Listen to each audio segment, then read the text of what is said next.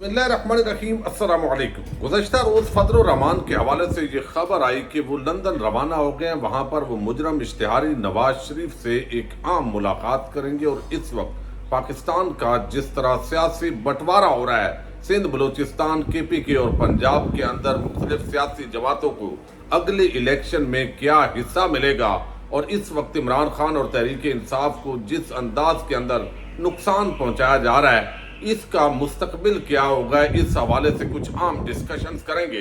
लेकिन अचानक फजल रहमान थाईलैंड से बरामद हुए हैं और बड़ा इल्ज़ाम भी लग गया है। इसकी तफसील मैं आपके सामने रखूंगा।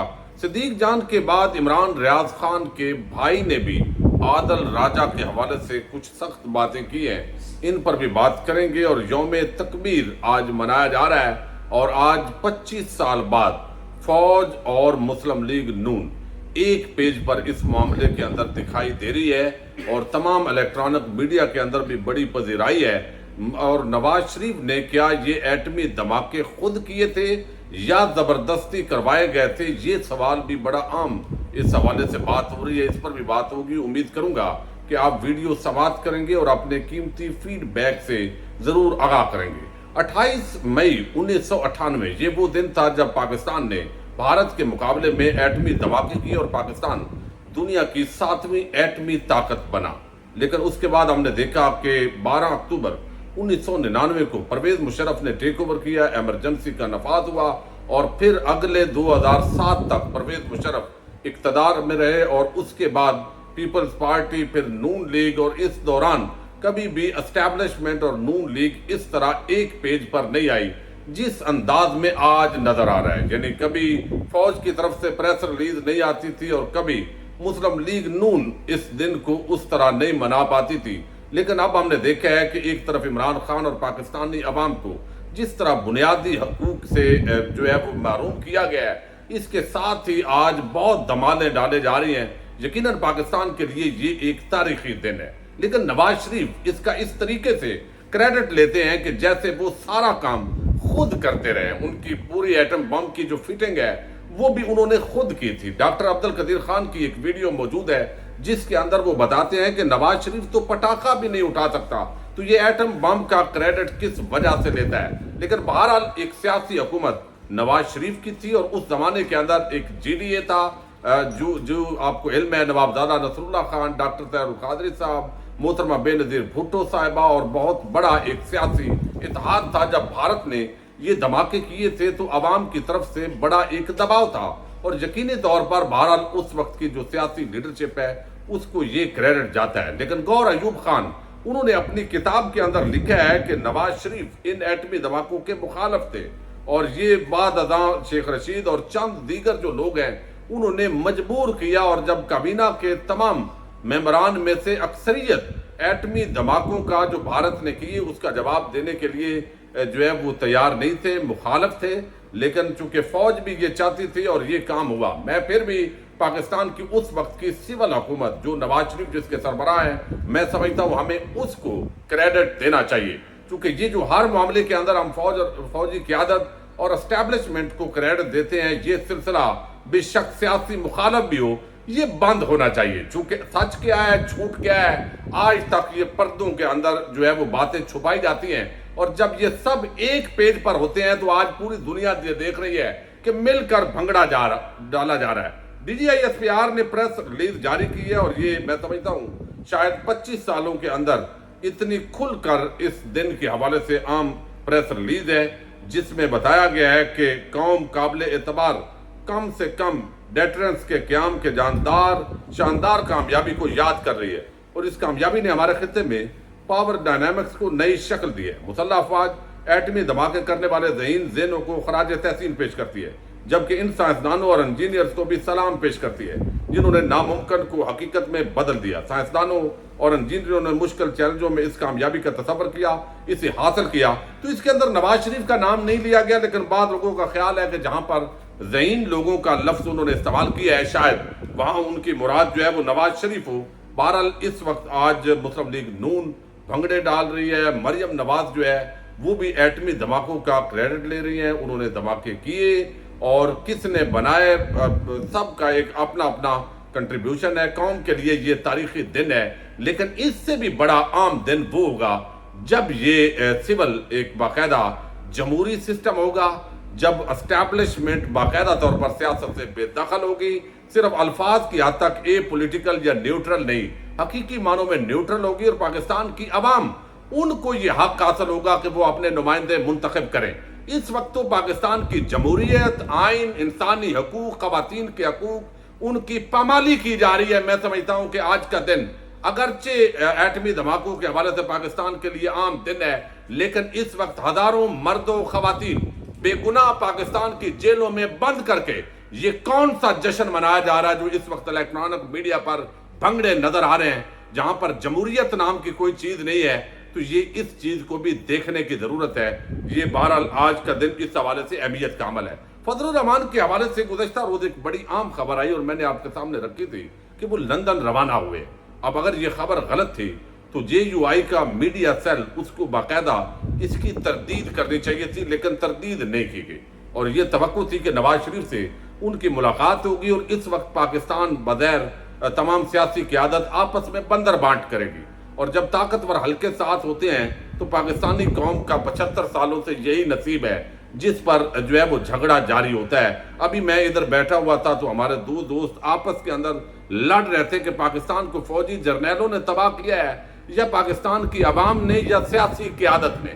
اس کا جواب تو میں آپ پر ہی چھوڑتا ہوں، لیکن اس وقت یہ ڈسکشن بہرحال ہر چوک چوراہے پر ہو رہی ہے کہ اس وقت جو حالات ہیں وہ پیدا کس نے کی ہے، فوجی لیڈرشپ نے، سول لیڈرشپ نے، یا تمام جو عوام ہے وہ خود ہی اس کے اصل جو ہے وہ حقدار ہیں اور انہوں نے یہ کیا ہے۔ لیکن اب ایک بڑا معاملہ یہ ہے کہ فضل الرحمان صاحب وہ لندن نہیں گئے، وہ تھائی لینڈ پہنچے، اور تھائی لینڈ کا جب نام آتا ہے بینکاک کا تو بہت سارے شکوک و شبہات عموماً لوگوں کے ذہنوں میں آتے ہیں۔ پاکستانی چونکہ جب بھی وہاں جاتے ہیں وہ سیر و سیاحت کے لیے جاتے ہیں، لیکن بہت کم لوگ جانتے ہیں کہ تھائی لینڈ کے اندر 6% مسلمان رہتے ہیں، جن کی تعداد تقریباً 40 لاکھ بنتی ہے، اور وہاں پر مساجد بھی ہیں۔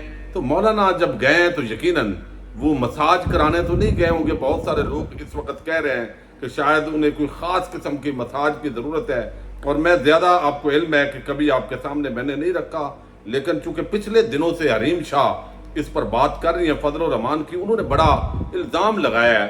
وہ کہتی ہے کہ مولانا تھائی لینڈ کیوں گئے؟ تھائی لینڈ کے لیڈی بوائز دنیا بھر میں مشہور ہیں۔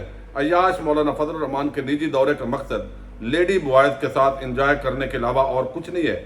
کبھی قطر تو کبھی تھائی لینڈ، یہ ہو رہی ہے دین کی اصل خدمت، شیم آن یو، وہ آگے وہ لکھتی ہیں۔ بہرحال یہ ان کا نقطہ نظر ہے، میں سمجھتا ہوں اس حد تک ہمیں نہیں جانا چاہیے، لیکن بہرحال تھائی لینڈ ان کا اچانک برآمد ہونا، اور ان کا یہ بتایا گیا کہ وہ تو دعوت و تبلیغ کے لیے گئے ہیں۔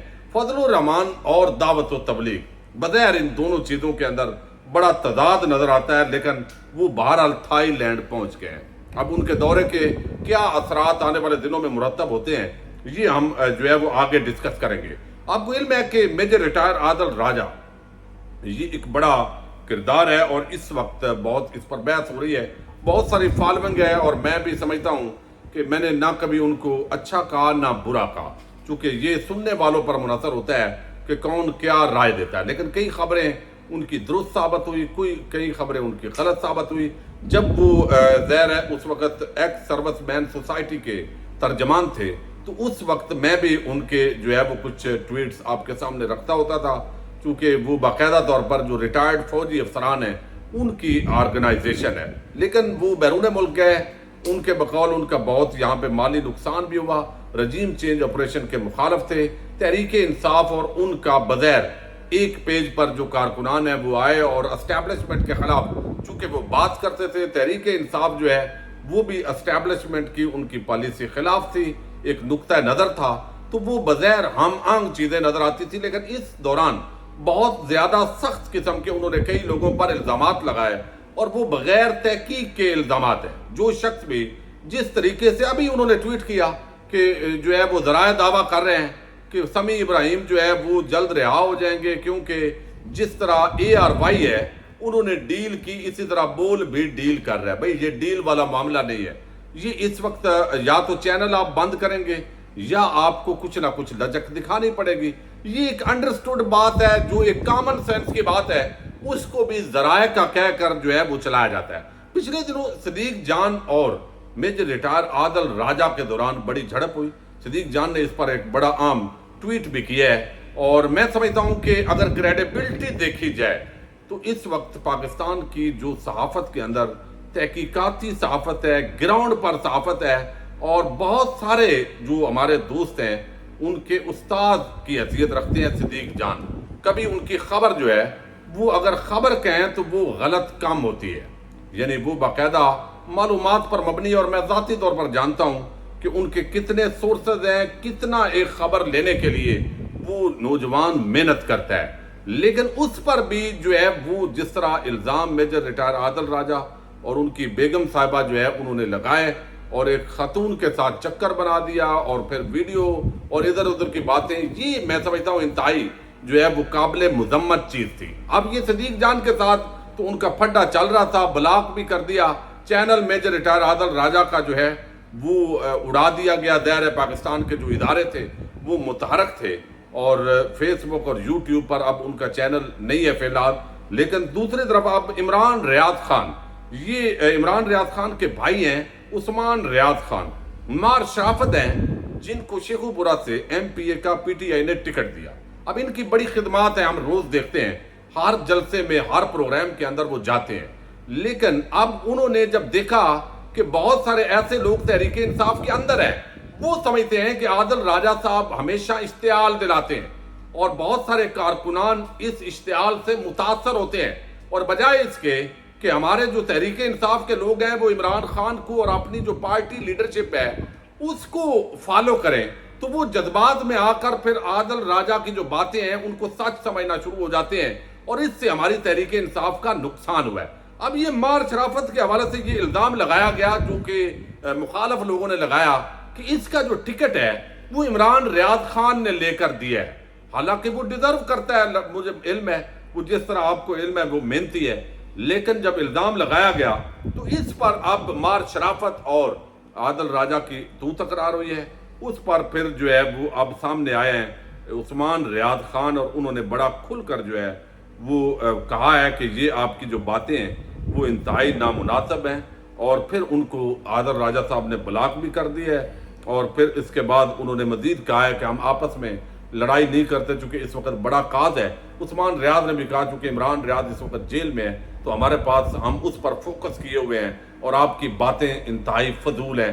بہرحال یہ ایک عجیب قسم کا معاملہ ہے کہ جب پہلے سب ایک پیج پر تھے تو ان کی بھی اس وقت جو لڑائی ہے وہ شروع ہو چکی ہے. پاکستان کی اللہ تعالیٰ حفاظت فرمائے, اور عام پاکستانیوں کا بھی سوچنے کی توفیق دے. اور جو اس وقت جیلوں کے اندر خواتین اور مرد قید ہیں ان کے ساتھ جس طرح سلوک ہو رہا ہے, اور رانا ثناءاللہ نے بہت بڑا بظاہر اعتراف کیا ہے, بہت بڑا اعتراف جرم بلکہ کیا ہے, اور اب لگتا یہ ہے کہ کوئی نہ کوئی irregularity, کوئی نہ کوئی درندگی ہوئی ہے, جس کو بظاہر اسلام آباد پولیس اور جو اس وقت وزارت داخلہ ہے وہ بچانے کی کوشش کر رہے ہیں. جب حقائق آئیں گے اس پر بات کریں گے.